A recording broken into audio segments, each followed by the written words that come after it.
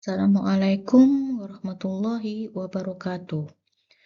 Terima kasih Bu dosen atas kesempatannya. Salam sehat dan salam sejahtera buat kita semua. Saya di sini akan menjelaskan tugas saya yang mana saya akan mengambil sampel pada perusahaan Sony Corporation.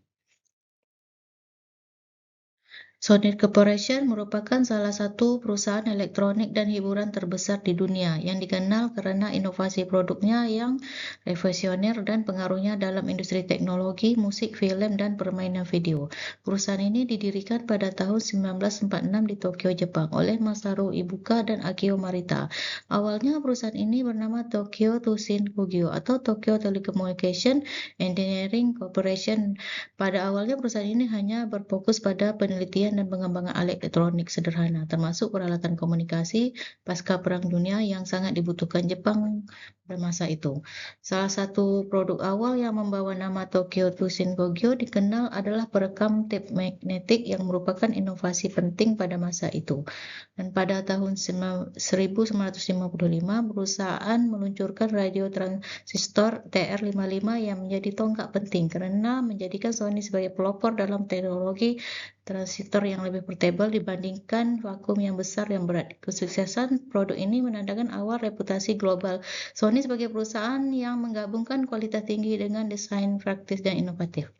Pada tahun 1958, perusahaan ini resmi mengubah namanya menjadi Sony Corporation, nama yang dipilih untuk menekankan identitas global yang mudah diingat di pasar internasional.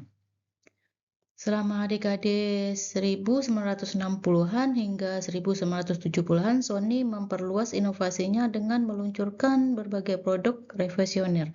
Salah satunya adalah perekam video portapak yang televisi warna, yang menjadi simbol kemajuan teknologi Jepang di panggung internasional.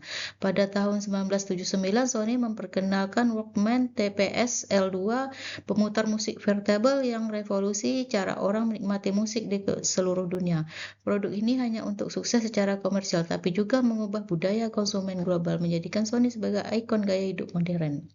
Selain elektronik konsumen, Sony juga merambah industri hiburan pada tahun 1989.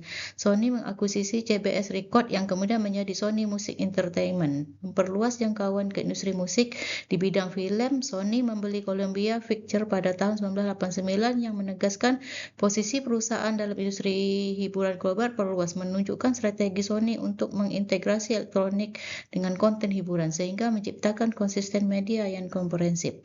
Di era 1990-an hingga 2000-an, Sony terus berinovasi dengan produk seperti PlayStation, konsol permainan video yang meluncurkan pertama kali pada tahun 1994.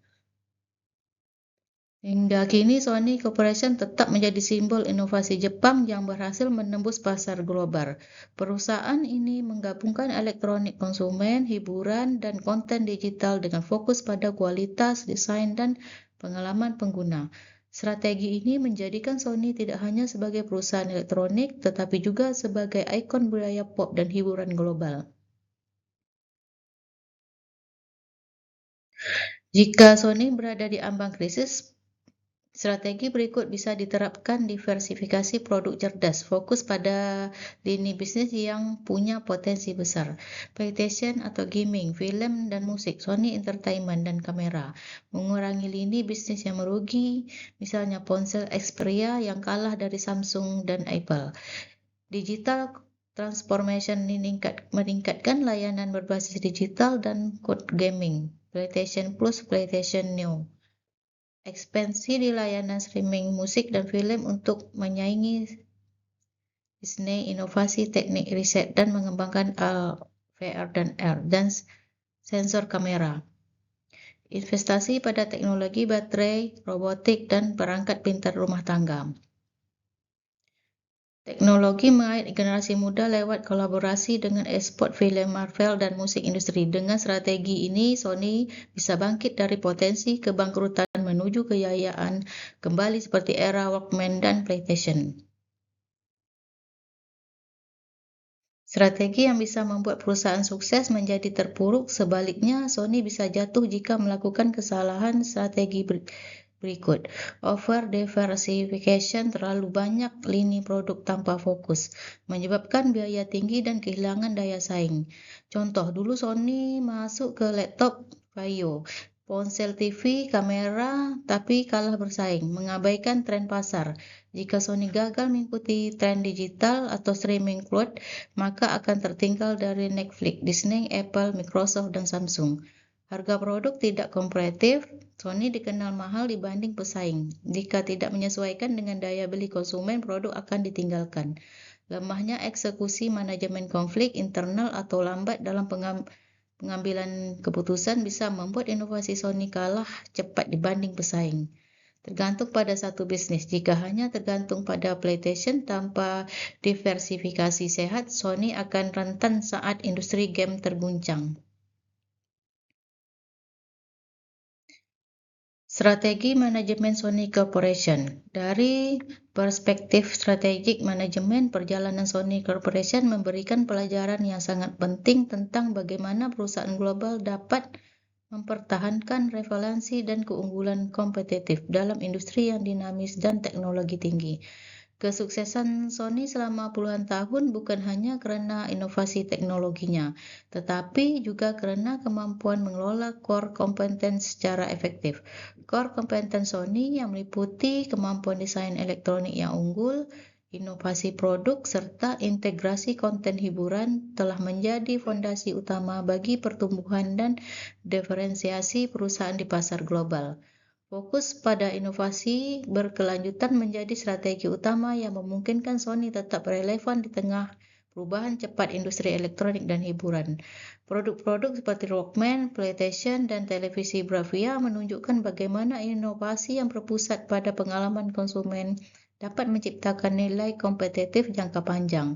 Dalam konteks strategi manajemen, hal ini menunjukkan penerapan resource-based view, di mana keunggulan perusahaan berasal dari sumber daya dan kapasitas yang unik dan sulit ditiru oleh pesaing. Namun, sejarah Sony juga mencatat bahwa kegagalan dalam muncul ketiga perusahaan kehilangan kemampuan adaptasi terhadap tren pasar dan teknologi digital.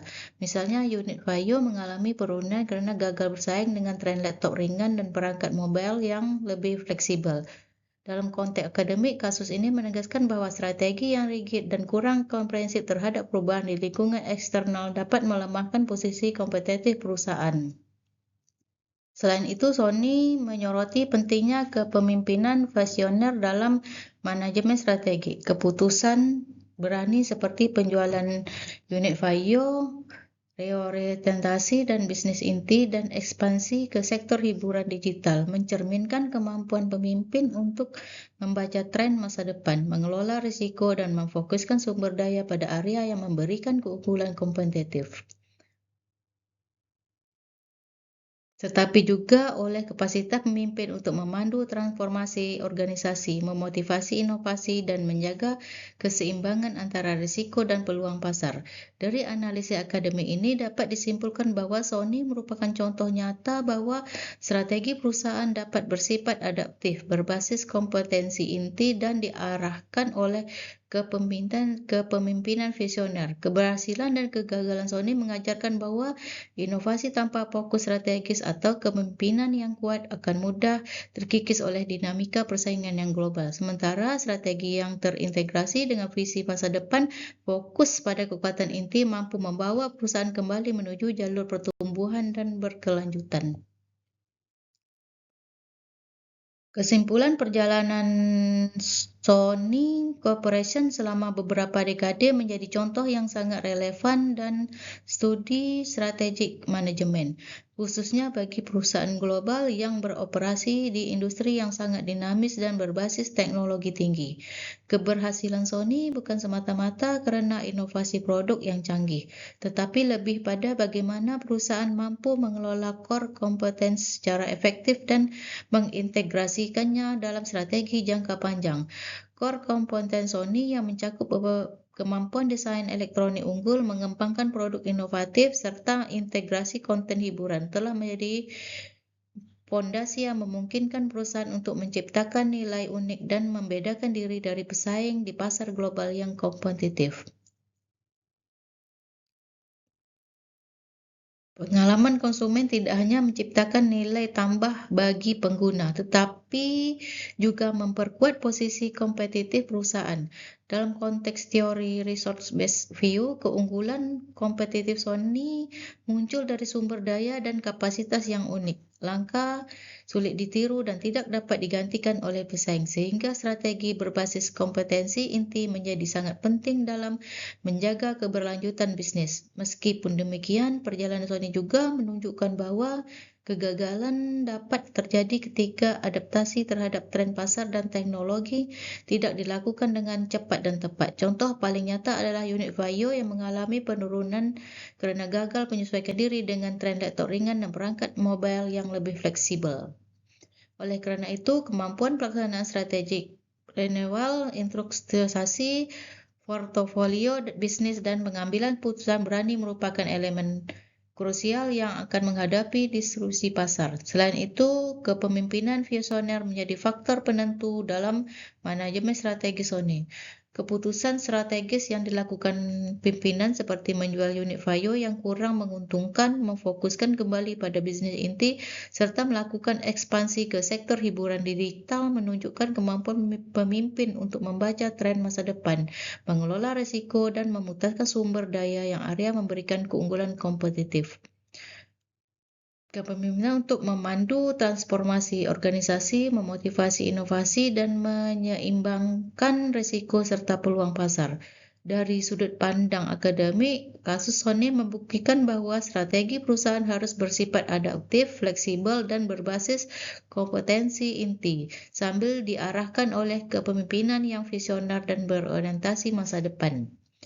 Kepemimpinan yang kuat akan mudah terkikis oleh dinamika pesaing global. Sebaliknya, strategi yang terintegrasi dengan visi masa depan, berbasis keunggulan, kompetitif inti, dan didukung pimpinan yang visioner tanpa membawa perusahaan kembali ke jalur pertumbuhan, menjaga relevansi, dan menciptakan keberlanjutan jangka panjang. Dengan demikian, Sony Corporation menjadi studi kasus klasik dalam strategi manajemen yang menyudutkan antara inovasi, kompetitif inti, adaptasi terhadap perubahan lingkungan, dan peran kepemimpinan visioner dalam membentuk keberhasilan dan ketahanan perusahaan di pasar global yang selalu berubah. Demikianlah atas kekurangannya saya mohon maaf dan saya akhiri dengan billahi taufik wal hidayah. Wassalamualaikum warahmatullahi wabarakatuh.